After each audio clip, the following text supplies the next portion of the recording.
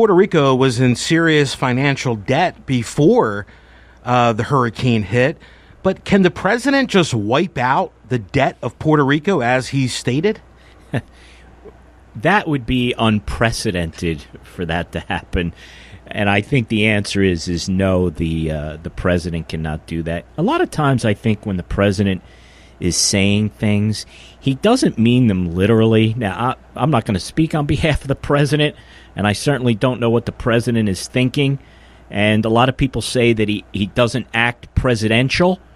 I think a more accurate description would be he doesn't act like a politician. I mean, what does acting presidential really mean? It's acting like a politician. Well, we've been down that road, and we've decided to elect someone who's not a politician, so you're going to get a different kind of presidency. Whether you like it or not, that's what it is. So I think in many cases the president is misunderstood. And I'll be the first one to say sometimes I don't understand why he does certain things, but it is what it is. Now, as far as Puerto Rico goes, Puerto Rico was having major financial issues before the hurricane hit.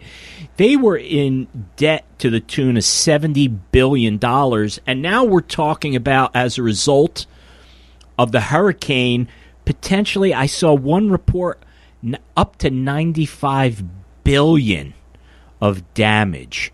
So to pay for that with money they do not have, you're talking about they're going to end up in a situation where they're going to be between 150 billion to 200 billion in debt and no way out, because they have 12% unemployment there, and that was before the hurricane.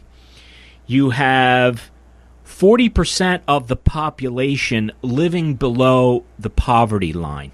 So we have a dire situation there, and there's two aspects of this. First, we have first and foremost, and most importantly, we have a humanitarian crisis there. These people need help, and let's not make any mistake, these are Americans. Just because they're Americans, and we need to help them. And then we also have to look at, we have a financial crisis, because basically 2 years ago, Puerto Rico was bankrupt. So we're going to have to make some hard decisions about what happens here. The president's saying that they're just going to wipe out all the bonds that were purchased through Wall Street in order to give them financial relief. You can't have that happen. You just can't. I mean, think of yourself as buying an investment in Puerto Rico, King, and then all of a sudden the government says, oh, by the way, that's now worthless. You can't have that. However, we do need a plan.